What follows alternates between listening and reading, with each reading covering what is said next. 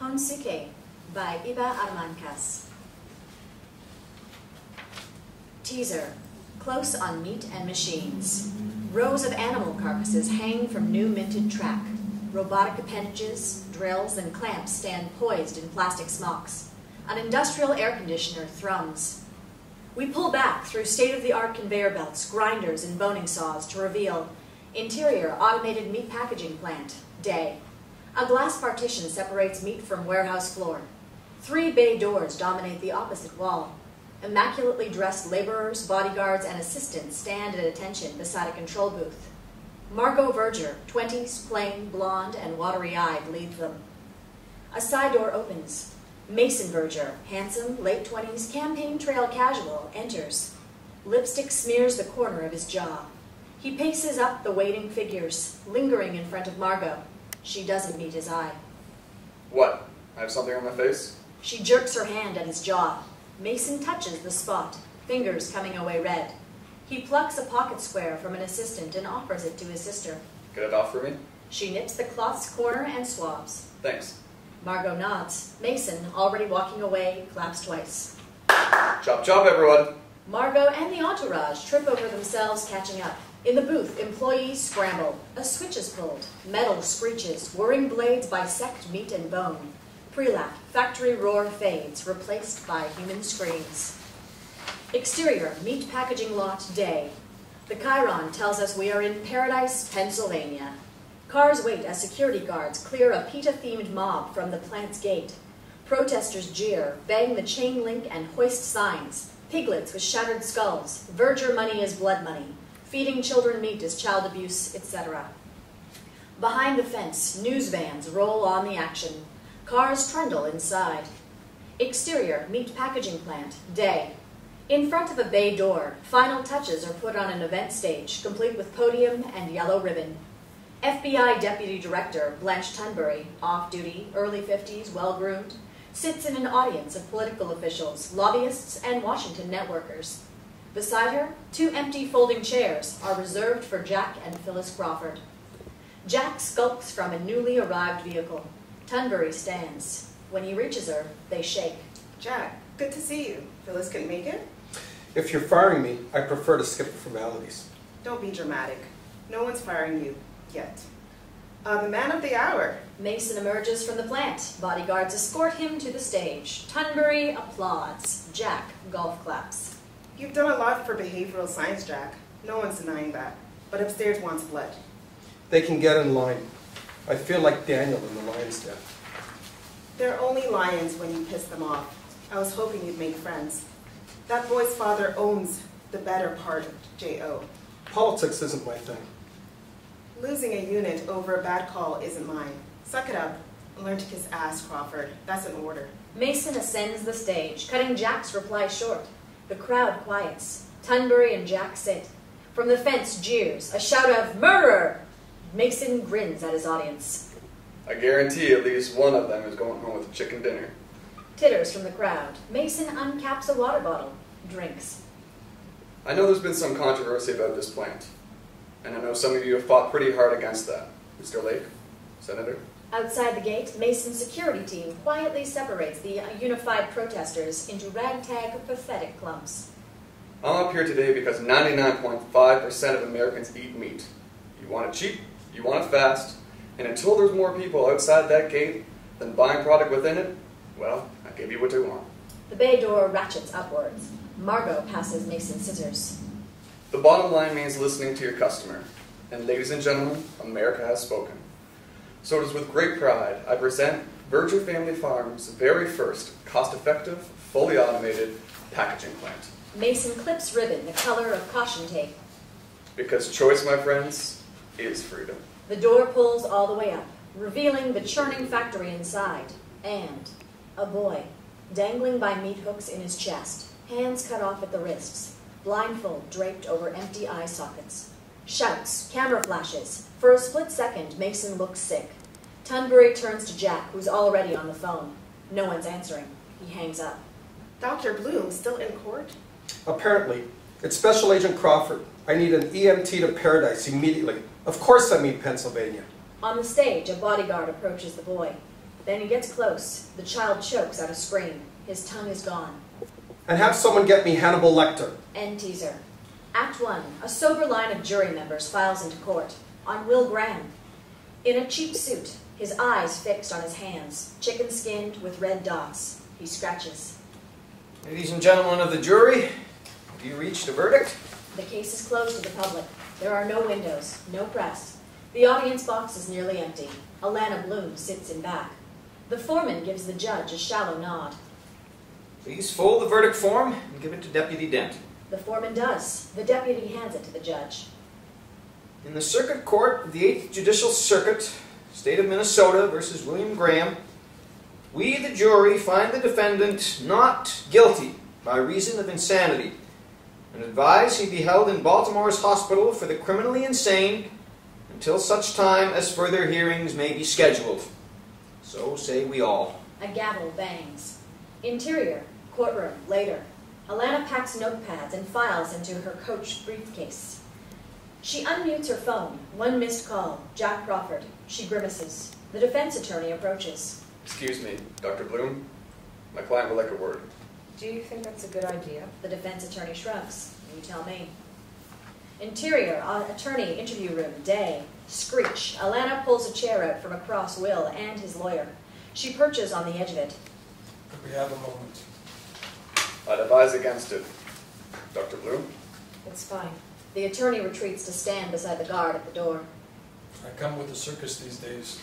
You wanted to speak with me? I didn't do it. I heard the verdict. That's not what I meant. He makes a rare attempt at eye contact. She avoids it. You've seen the file. You have to know, Lecter's treatment of me was sketchy at best. Don't start on this. Non-traditional, loopholes, and breaches in etiquette. Enough. You're sick, Will. Which is the only reason this delusion is at all acceptable. You gutted him. Got it. Jesus. Open your eyes. There are discrepancies. If you would just look into... Alana's had enough. She snatches up her briefcase. Will, unready to let her go, grabs her wrist across the table. The guard steps forward, unholstering his pistol. Alana raises a hand. Stop. I'm okay. You're afraid. Alana does her best to hide it, but she is. Disgusted with himself, Will lets go. He drops back into his chair. Alana places her briefcase between them. A barrier. I can't press Hannibal on this. You won't. I can't. You put him through hell. He needed distance. Which means what exactly? He's leaving for Tokyo this afternoon. The news slams Will like a blow. Alana can't look at his face. Turns. I'll see you at the hearing. Get better, Will. She leaves him slumped in his seat. Shattered. Exterior, Baltimore, Washington International Airport. Day. Planes take off. A car parks in the load-unload zone. Pre-lap. Ladies and gentlemen, your attention please. Interior, airport, security checkpoint. Day. Can TSA instructional announcement plays. Tight on immaculate men's Prada boots as they're lifted to join a wallet and keys in a gray bin. Another bin with a leather case and Dior jacket beside it. A baby cries. Hannibal Lecter, not a hair out of place, guides his belongings to a security checkpoint. Excuse me, sir. We're ready for you now. A frowsy official grabs Hannibal's bins. He notices her thumb leaves a greasy print on the polished Prada. Certainly. A second official directs him to a backscatter machine. A diagram displays the required obedience. Hannibal's arms raise. Ring. Frowdy official picks up an employee telephone. She lifts a hand. Stop to second official before he can wave Hannibal forward. Hannibal's hands twitch. Is there a problem? Keep your hands in the air, sir. Yeah, I got him. A crowd gathers. Some record on cell phones. 2 FBI agents flash badges, push their way through. In the lead, a young Korean agent. Hannibal takes in his bad tie, worse shoes. Dr. Hannibal Lecter, What can I do for you? I'm Agent U, and this is Agent Peak, FBI. Special Agent Crawford's requested you. May I lower my arms? Frowsy official looks at the agents. Agent U nods. Hannibal lowers his arms, fixes his cuffs. Agent Crawford has a singular focus. I fear in this instance it blinds him. My flight departs in 30 minutes. Please convey my regrets. He steps forward and Agent Peak motions to the second official who bars the way. Less of a request, actually. You're aware detention without cause is a crime. I'm aware, but between pissing you off or Jack Crawford, frankly, I'll take my chances with you, Dr. Lecter. Exterior, meat packaging plant, night. Police lights flash. Yellow tape hems the loading doors. Inside, photographers, agents, Beverly Katz, and Jimmy Price finish analyzing. The hooks that hung the boy dangle empty. Jack stands beside a table of hors d'oeuvres outside the tape. Beverly joins him, snapping her gloves. Well, there goes my weekend. That bad, huh? Are you kidding me? Our contracting firm was there this morning. Ooh, snackies. Be still, my expanding wasteland. A car pulls up. Agents Hugh, Peaks, and Hannibal exit. Jack intercepts the party, offering his hand. Glad you could make it, Doctor. Hannibal doesn't shake. The boys told me about your flight. I'm sorry, but I made a call. We need your eyes on the scene. This is how you lose people, Jack. Beverly, you have those printouts? Sandwich in mouth, she hands him a folder, waves at Hannibal, and returns to Price. Jack extends the folder. Hannibal doesn't take it. Take a look. Take a look, Doctor, and I'll put you on the next flight out of here. Arctic silence. Hannibal takes the folder, just as Special Agent Crawford. Mason inserts himself between them and offers a snack plate to Jack, who takes a crab puff. Just Jack, please. You've been too generous, Mr. Verger. Nonsense. Call me Mason. I know this isn't the time, but I have to confess. Your book, Mindhunter, brilliant.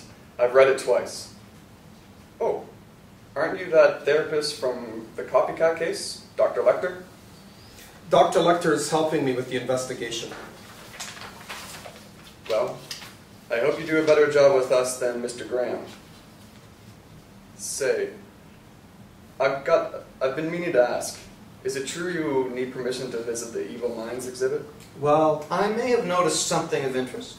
yes, Doctor. Hannibal's gaze flickers to Mason. When Jack doesn't dismiss him, he smiles coolly. I had a thesis advisor with eccentric relaxation habits. Are you familiar with Oki Pa suspension? Mason's eyes narrow. Hannibal makes a note. The Mandarin tribe hung warriors by hooks in their skin. Coming of age, torture ceremony bullshit. On the contrary. I'm told it's quite peaceful. A coping mechanism for those whose traumas have imprisoned them in their flesh. Clean pain after unthinkable abuse. Jack grimaces at photos of the boy's infected wrists. Not much clean about it. Interesting advisor. Excuse us, Doctor. Can I have a word? Of course. He flits off. Once he is gone, I am not Will, Jack. Maybe, but I need an opinion from someone I can trust. Miss Bloom isn't answering my calls. Yet you do not send agents to assault her at her home. What's your assessment of Mason Verger? that catches Hannibal's interest. Is he a suspect? Not on paper, no. Verger Sr. pulls a lot of weight upstairs. I do not think he was the one to hang the boy. That doesn't mean he's innocent. I believe if we hurry, I may yet catch the 11 o'clock flight. Don't play coy, Doctor. I could use you at tomorrow's briefing. A man who breaks his toys should not expect friends to replace them. We both did our share of this breaking. I saved your life. Hannibal glances over at Mason, back to Jack. I expect tomorrow's tickets in my inbox tonight. And I will need an agent to retrieve my car. Of course, keep the folder. I appreciate any other insights. Hannibal nods. Jack claps him on the shoulder and leaves to grab an agent. Mason sidles up beside Hannibal, all sharp edges now, intelligence and intent. I apologize for my comment earlier. Meat industry. Sometimes I forget my manners with people. Courtesy elevates us from animals. To neglect it is to become one. Let me make it up to you. He draws a card from his pocket. My sister, Margot, has been looking for a therapist. Pay is good, the benefits are stellar. I'm afraid I'm not accepting new clients. I doubt that. Take the card. You're killing me. Agent Yu raises a hand, loping towards them. Hannibal eyes flick to the card. Delicate silver lettering on an off-white backdrop. Margot Verger, and contact information. He takes it. End Act 1. Act 2. Interior police car, evening. Through black grating, onto Will Graham, unwell. His spotty hands cuffed and shaking. He clenches them still, focusing out on exterior, BHCI, admittance, evening. The Chiron tells us we have arrived at Baltimore State Hospital for the criminally insane. An homage to brutalist architecture, BHCI's back entrance hulks over militantly pruned grounds. Two orderlies fidget back from the curb as the police car parks. An officer pulls Will from the back. Paperwork is exchanged. Waiting. Will spies a fortified exercise yard. Inmates wander, play ball, etc. Under heavy supervision. Willie fingers Elgrim, late 50s, emaciated, grinds his palms into the chain link. Their eyes meet. Then Willie is Hannibal Lecter. Hannibal smirks, chin tilting up pointedly. Will's gaze follows. A starling lies impaled on the fence's barbed wire. Its stomach has been opened, insides feasted on. You hear me? Will hasn't. He jerks as the orderly grips him. Now Willie is just Willie. The starling, however, is still there. Will stares. Prelap. Here you go, honey. Interior, BHCI, admittance, evening. Corinne Perez, a saccharine sweet wheelchair-bound receptionist, extends a laminated patient wristband. Will drags up in honor. She seals it onto him. Sorry. Not a problem, sweetie. We'll just get your paperwork going, okay? The orderly stuffs Will's belongings into a safe bag. He and Corinne trade information, and she passes him a folded stack. The iconic white shirt, blue jumpsuit. A greenish tinge suffuses Will's face. I can take that. Oh, you don't have to. Please. Corinne hesitates. When she hands him the suit, Will's hands knot on the collar. Suddenly, a spot of blood blooms on the white. Will takes a shaky breath. He closes his eyes against a hallucination. Looks again. The blood's still there. Then, another drop. Another. Oh, my Lord. The orderly and Corinne face him. Corinne crosses herself and reaches for the phone. I'll call the nurse. Tilt your head back. Tilt your head back. Blood oozes from Will's nose, splattering his face and clothes. An absolute wreck. Interior, BHCI, examination room, evening. A tan pump operates the foot lever of a garbage can. Nurse Deirdre Evans, young, bullish, front on her fear, dumps a stained rag inside. Snapped-off gloves follow. Deirdre lifts a chart and compares it to the notes on her smartphone. Will's orderly hulks at the doors. Handcuffed to the examination table, Will notices one glove has missed the can. You dropped something. Will tries to point. Can't. She sees, leaves it. Finally, swaps her phone for Will's safe bag. Fishing through it, she removes a prescription bottle of Clovier. He's done with these. At the garbage, she trashes both pills and the fallen glove. Excuse me. You like bleeding from the face? I'm not a big fan of encephalitis. Doctor isn't until Monday. Any other symptoms? Will glares. She shrugs, pops her smartphone in her back pocket, and starts to go. Will struggles with a question. What about hallucinations? What? Hallucinations. Oh. Yeah, got it. She grabs a bottle and rattles pills into a paper cup. Sit up, head back, over your mouth. He's reluctant. She glances at the guards and raises the cup. Will's lips thin to a line. Deirdre waves the guards forward. Will opens his mouth. The pills go down. How soon until they help? With hallucinations? They won't. But I'm guessing you won't care in another, 30 seconds or so. Will struggles to spit, but the guards are already there, clamping his jaw shut, making him swallow. By degrees, Will's body stills. The fight goes out of glassy eyes. Interior, grocery store, night. Another set of glassy eyes. These belong to a dead haddock. Fluorescent lights hum. Pan up to reveal Hannibal, further down the meat aisle, presiding over beef choices. Prime cuts are plastered with sale stickers. The filet mignon has begun to brown. Lamb and pork are not much better. Verger Family Farms labels most everything. Hannibal checks his watch. Too late for another venue. With clipped fury, he moves to the fish section, gazes down at dead eyes. The mark of a hook is still evident in the snout of the haddock. He lifts, examines it. It flops into his basket with a wet thud. Interior, BHCI, Will cell, night. Will sleeps fitfully. Already, sweat coats his chapped skin. He tosses, scratching livid marks into his flesh. Screams, giggles, and obscenities seep in from the hall. His jaw clenches, his head cracks back into interior, Hannibal's office, day. His designated chair in Hannibal's office. His hands relax onto the armrests. Drool shines the corner of his mouth. A cage encases him, a foot of clearance in each direction. At the base of it lies the eviscerated starling. Beyond it, with pen and pad, Hannibal Lecter. Faintly, a clock ticks. Hannibal looks down at his watch, genteelly disappointed. I'm afraid our time is up. Goodbye.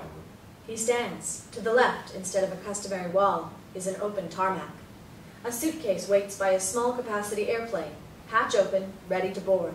Hannibal lifts the suitcase and ascends. On Will. The hatch slams with the sound of a gunshot.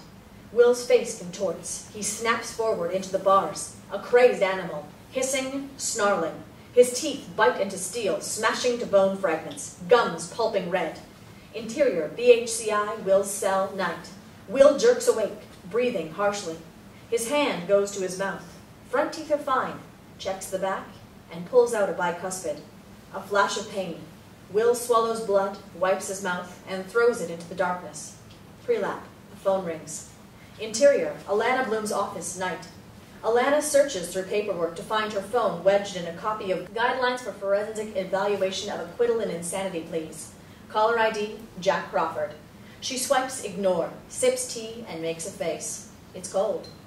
Her thumb flipbooks a copy of Hannibal's Graham file. Stops, leaps back to Will's drawing of a normal clock face. Her free hand sifts through more documents until she matches it with a medical form. Advanced encephalitis. She compares the dates on each. Frowns. Interior, Alana's car, night. Windshield wipers beat back torrential rain. Will's file sits shotgun. Alana takes a deep breath, then opens her glove box. She removes a flask, uncaps it, takes a shot. Shaking her head, she unfurls an umbrella and exits to exterior, Hannibal Lecter's house, night. A porch-like cues. Alana knocks, glancing back towards the street. No answer. She takes a step off the porch, hesitates, steps back up, checks the lintel, flower pot, and doormat for keys. Headlights pin her, like the proverbial deer. Alana drops the mat, shielding her eyes. A car parks, the engine hums, dies. The headlights go out and a figure exits, dark against darkness, a shape out of horror films. Alana shivers. Her hand fumbles for her pocket. Dr. Bloom! To what do I owe the pleasure? Hannibal. Alana's fear is not lessened by identifying him. Shadows obscure Hannibal's face, groceries in his arms. Halogen lamps smear orange on the jagged edge of his keys. Was there a problem with the flight? In a way, our dear Jack has never been strong enough boundaries. Are you all right? Nothing that a meal, full night's sleep won't cure. I'm sorry, I'll go. She sidesteps. He blocks her. Nonsense. You have an invigorating presence. Are you hungry? I couldn't. Something to drink, then. I insist.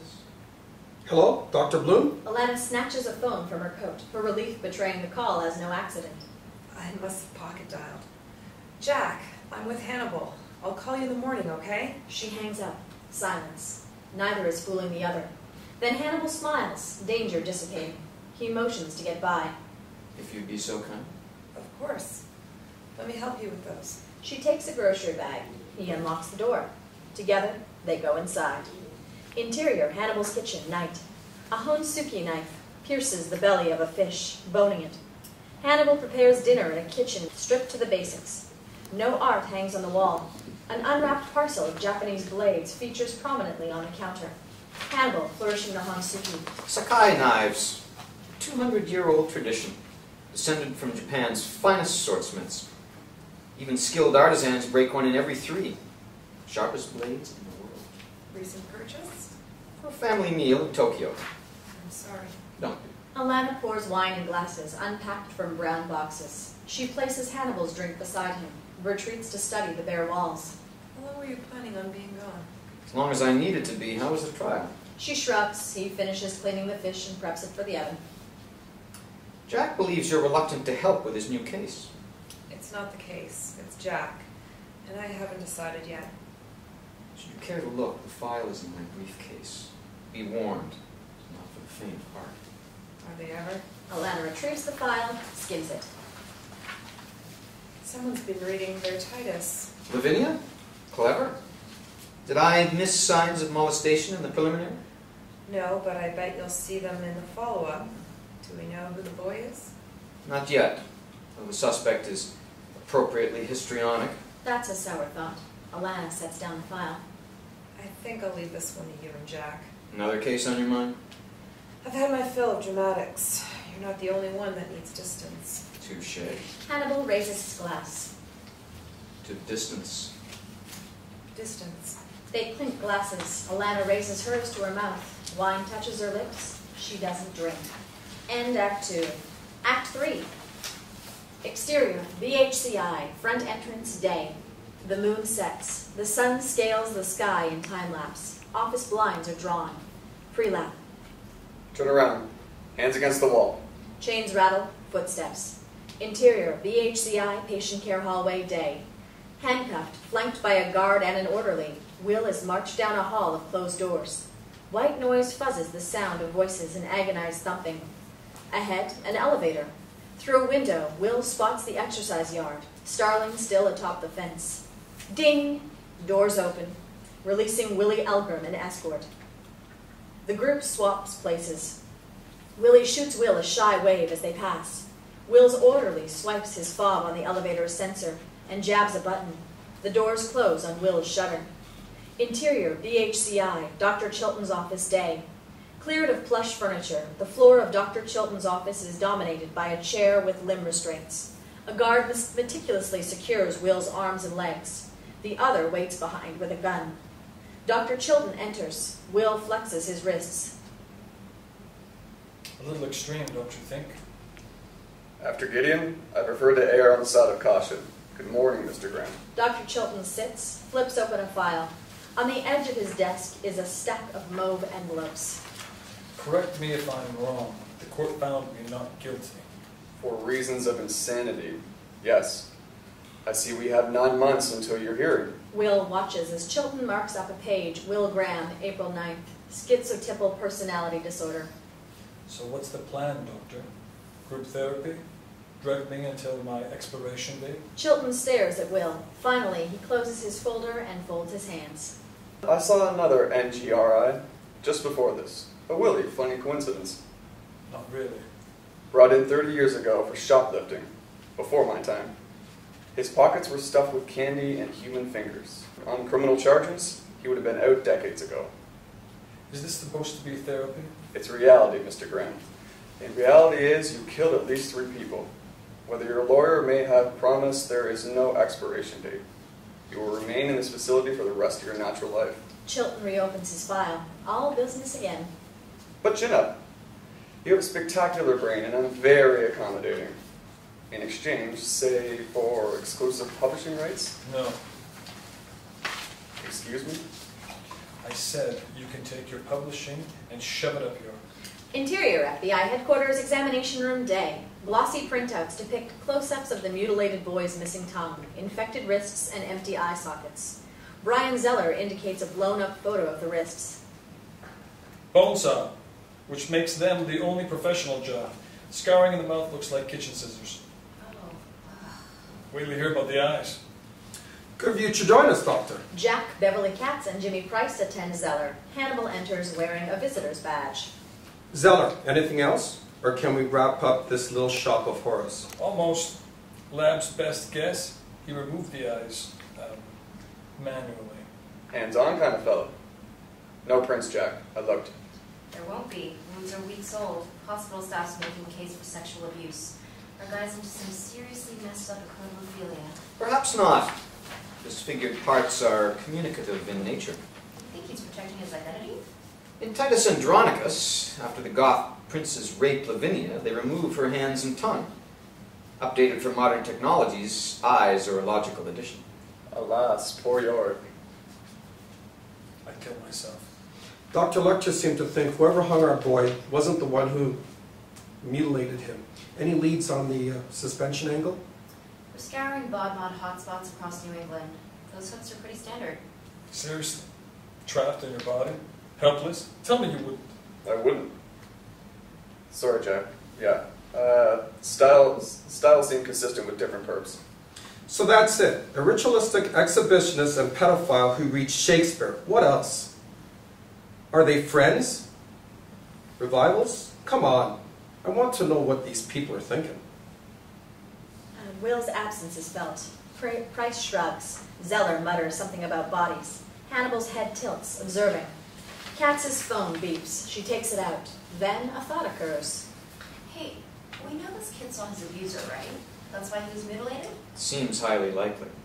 I've got a friend at MIT. Owes me a favor. Last year, her people printed photos off the brains of blind subjects. No promises, but I can see if she'll give her kid a shot. We're living in the future. Get on it. Hannibal, with me.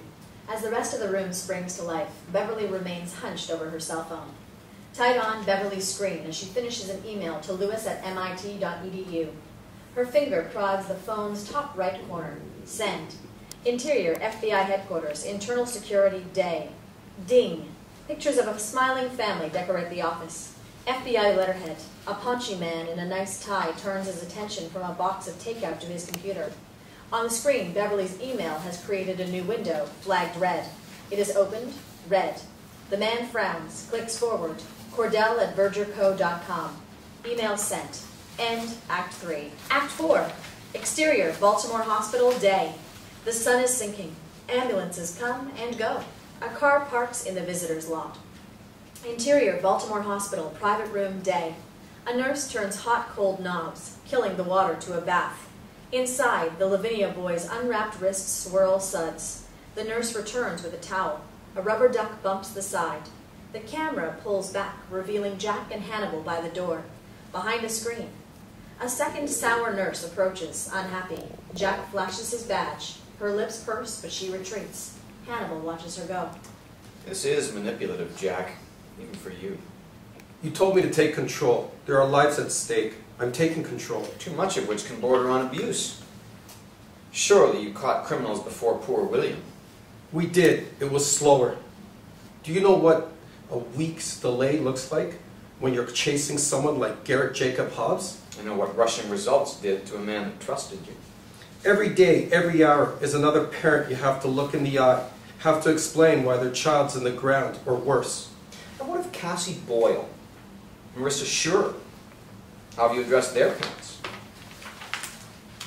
Is this about Abigail Hobbs? You want me to apologize? Fine, I apologize. But that boy needs an evaluation, a hell of a lot more than I need this guilt trip. Hannibal looks to where the nurse hauls the squirming, towel-wrapped child from the tub. The boy's knee hits the edge. The duck surges upwards. What is there to say? He's clearly traumatized. His cat's machine will tell you more than I. Jack grabs Hannibal. The sour nurse looks on. Hannibal stares down at the hand. If Verger's behind this, a grainy photograph's not going to be enough. Release me, Jack. This case is big. Hannibal, my team, my whole department, everyone you've worked with is on the line. We both know I'm not the only one who screwed up with Will.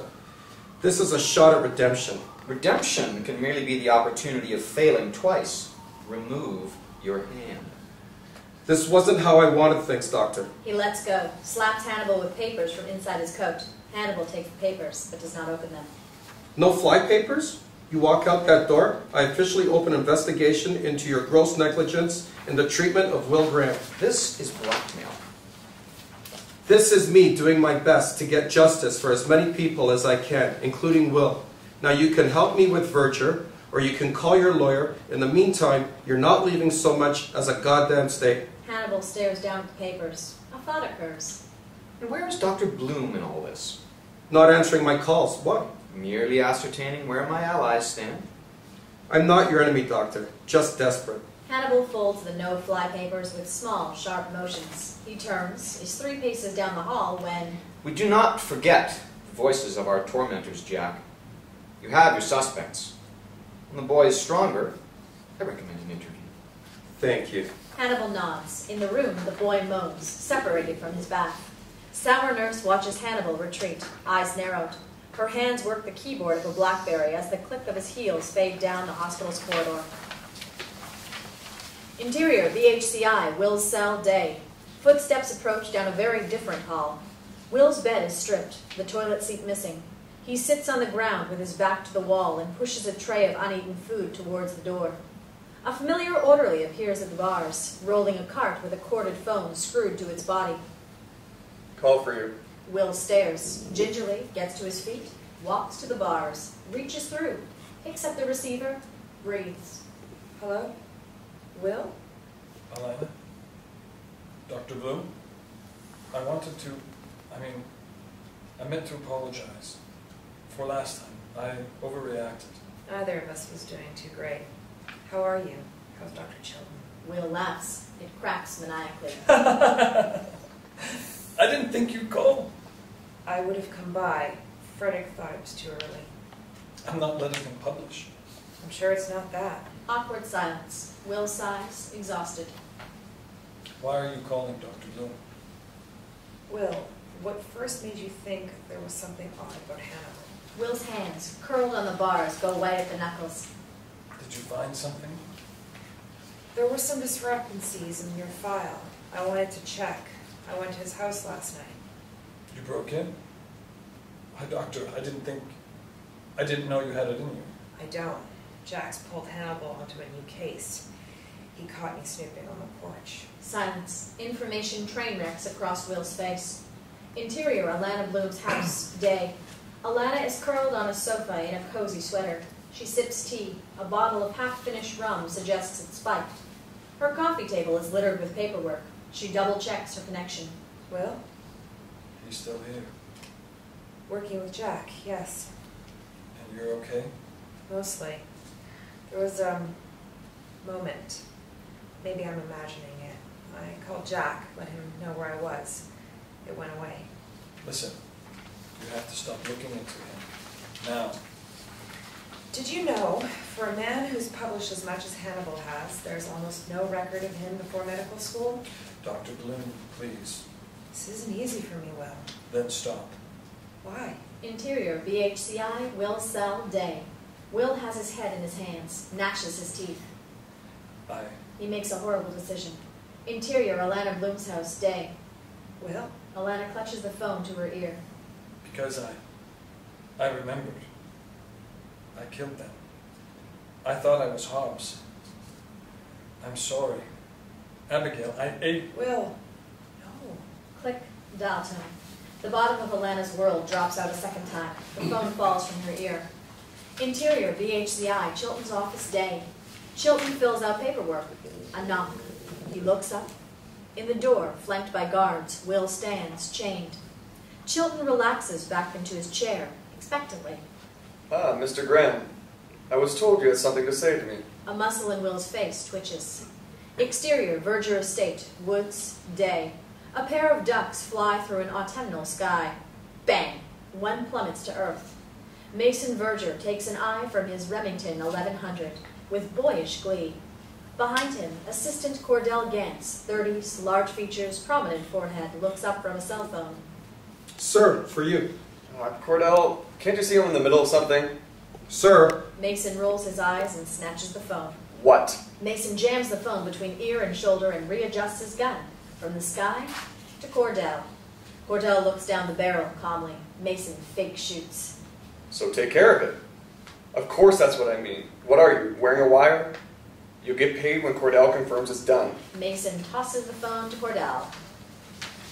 Leeching bastards. He glances to where the remaining duck circles its fallen companion, then down to the weapon in his hands. A strand of hair falls into his eyes. He tosses it from his face with a shrug.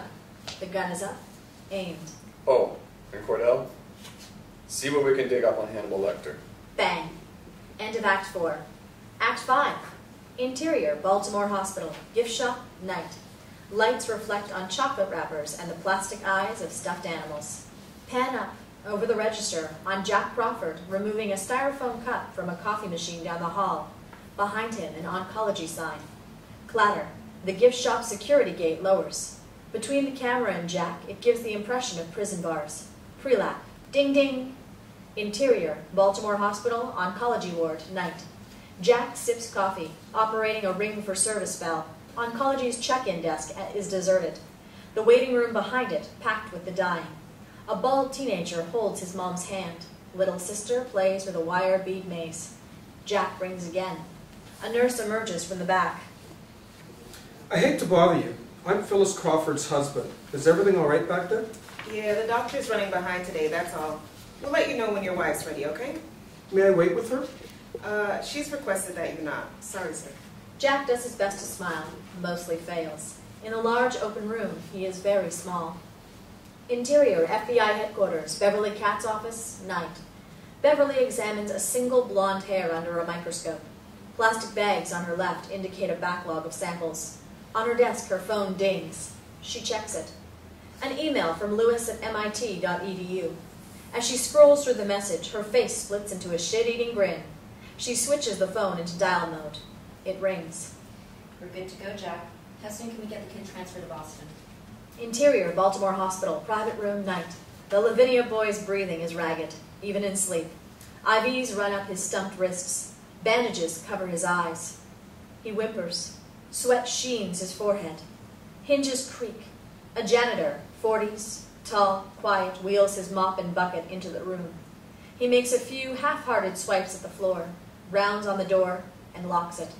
Gloves snap onto smooth hands. He pads toward the bed. Freeze! Jack stands, jabbing a gun into the janitor's back. He's been sitting with the boy. The janitor freezes, raises his arms. These aren't visiting hours. Too bad. FBI, I'm going to need to see some credentials. Sure thing. The janitor pats the pockets of his overalls. Now. Let me. The janitor turns, syringe jabbing the gun out of the way, towards Jack's gut. Jack steps aside, isolating the attacking elbow. The janitor twists, throwing his head back. His skull cracks into Jack's face. They go down. Syringe and gun skitter across the floor. The janitor scrambles, manages to get on top of Jack, who chokes, nose broken. The janitor raises a fist, brings it down. Jack's head snaps to the side. The janitor goes for another strike. Crash! A tray of medical equipment smashes over his head. Jack lunges for the gun, fingers stretching, grabs it. Blam, blam, blam. He empties 3 rounds, point blank into the man's chest. The janitor falls, dead. Jack looks up. The blind boy is awake, gasping at the foot of his bed. His stumped arms rest on a cart that carried the medical tray. He's pathetic. He saved Jack's life. In the hall, shouts, approaching voices, and footsteps. The boy starts to hyperventilate, choked, gagging noises. Hey, shh, it's okay. The boy doesn't respond. Jack drags himself across the floor. He leaves a bloody smear behind him.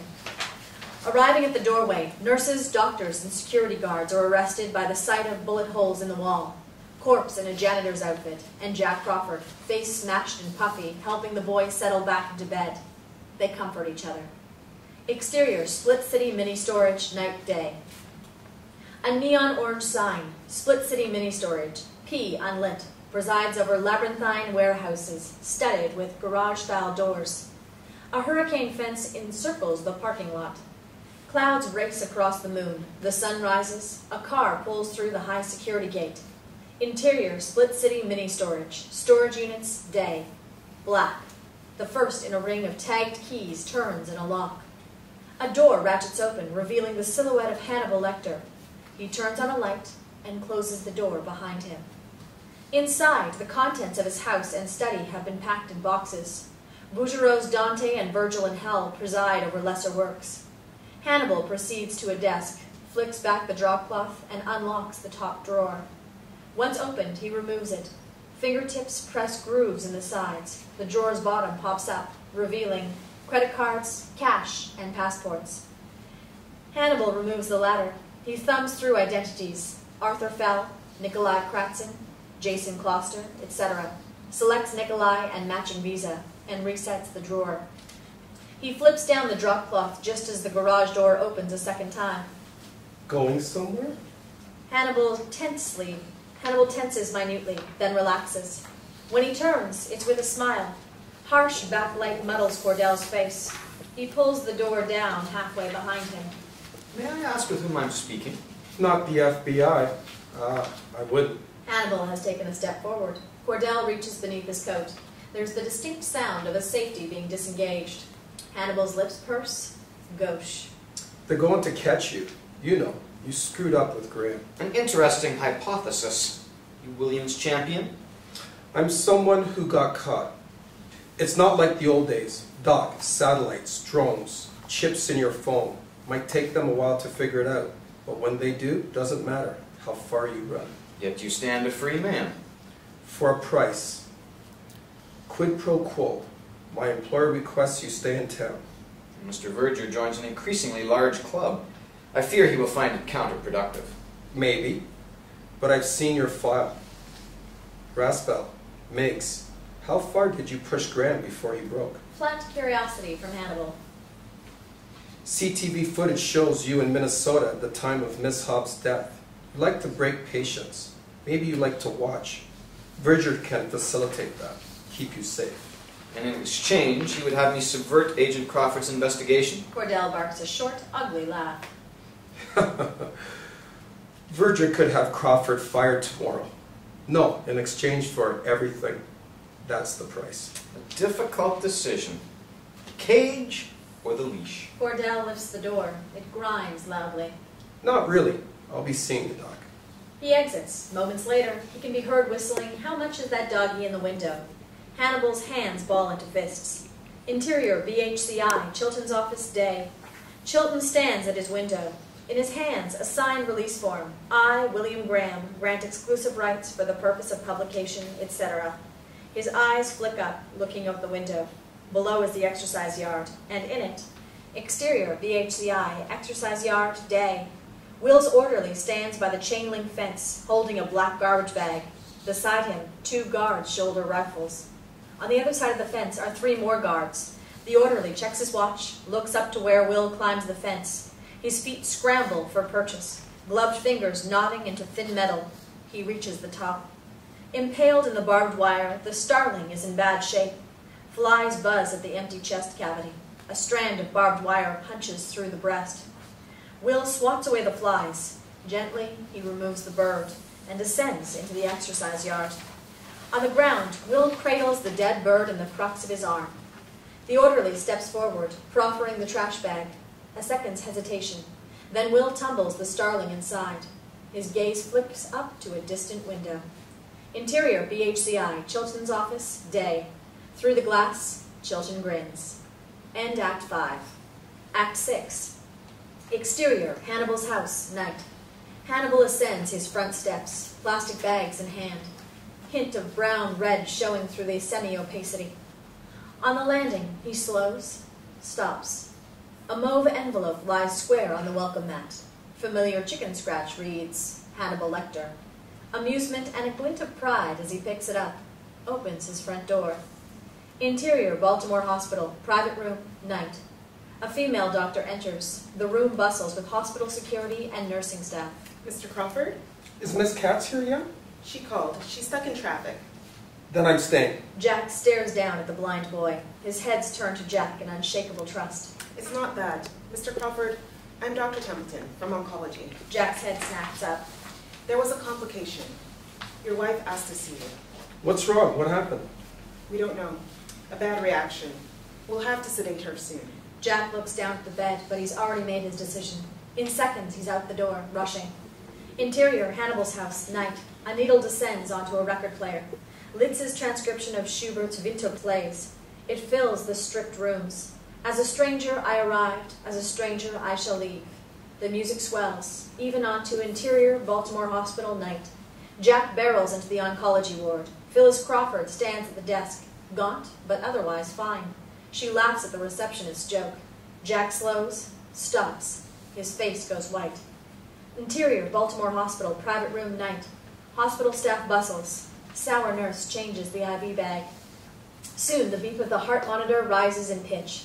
The boy begins to shake. Suddenly, the unmistakable sound of a flat line. A crash chart careens into the room. Clear, zap. Clear, zap. No response. A doctor calls the time of death. A sheet covers the boy's face. His stumped wrist dangled, visible beneath it. Interior, BHCI, Will cell, night. The cell is much improved. A table and chair are bolted to the floor. Soft-cover books on the former. Toilet seat returned. Inside, crumpled paper. Letters abandoned. Will sits up in bed. Tray of food at his side. Mauve envelope in his lap. Blank pages on a book against his knee. He holds a felt pen. His hand trembles. Eyes close. Interior, Hannibal's house, study, evening. A scalpel slips beneath the seal of the mauve envelope, and in a swift motion, guts it. With the utmost care, Hannibal removes the letter. His head tilts, scalpel poised above the page like a pencil. He scents the air, appreciates the music. Flum.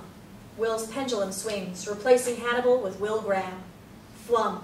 Will sits at Hannibal's desk, suddenly transposed to interior BHCI, Will's cell, night. With the effortless grace of Hannibal Lecter, Will puts his head down and writes, Dear Dr. Lecter. Exterior, bad neighborhood, night. The Chiron informs us we are in Copen Heights, Baltimore. A black sedan parks, painfully out of place in immaculate pastels. Margot Verger steps onto the curb. Before her, a row of ramshackle terraced houses. She consults a scrap of paper, then pushes open a lopsided gate, screws her courage to the sticking place. Her walk has a peculiar limp. At the top of the steps, she knocks. Last night, I dreamt a knife was buried in my chest. An obese woman opens the door. The camera drops, catching a glimpse of a mutilated girl child behind her. A single drop of blood runs like a seam down the inside of Margot's translucent stocking. Interior, Baltimore Hospital, private room, night. Jack sits in a chair by the empty bed, empty-eyed. His wife has her hand on his knee. He doesn't look at her. This morning, it was in my hand. I see who you are as I see who I am. Does that excite you? Beverly hovers in the door. Interior, Alana Bloom's house, night. Alana plugs in a floppy drive adapter, floppy already inserted into her laptop. A drive appears. She clicks it. Inside, 3 articles. She opens the first. A grainy image of an elegant Japanese woman previews, her hand resting on the arm of young Hannibal. A stern man resembling an older Hannibal looms behind them. A low whine. Alana looks down. Winston, Will's blonde rescue dog, begs at her feet. She feeds him from an open pouch of doggy treats, scratches behind his ears. Prelap. I have not become a vegetarian. Interior, VHCI, Will cell, night. Grimy fingers lift cubed mystery meat off a tray. Will pops it in his mouth. His jaw works, grease on his stubble. Flash of white as teeth masticate flesh into sludge. Please give my regards to Jack. Until our next session. Will signs, sucks his fingers clean, and folds the letter into the envelope. Swipe of a tongue to seal it. Will, read. A heartbeat thuds loud in his head. Are you done yet? Will comes back to himself with a start. He places the letter on the tray, drops it on the ground, gives it a good shove, hits the bars with a clatter. The orderly picks it up and moves off. Someone calls for lights out. The fluorescents flicker off. In the near dark, Will reaches into his prison uniform and scratches his chest. His nails come back bloody. He reaches in again, scratching at, tied on, a tiny pocket of raised flesh, right over his heart. Will's fingers press at it until metal juts from the top of an incision, the scrap of barbed wire stolen from the starling's breast. Interior, Hannibal's study, night. Will's letter lies unattended on Hannibal's desk. The music dies. Hannibal re-enters, a phone and business card in hand. He sits. The silver lettering on Margot's elegant card covers Will's sloppy handwriting. Hannibal lifts the phone. He dials. Through the receiver, the faintest sound of ringing. The end.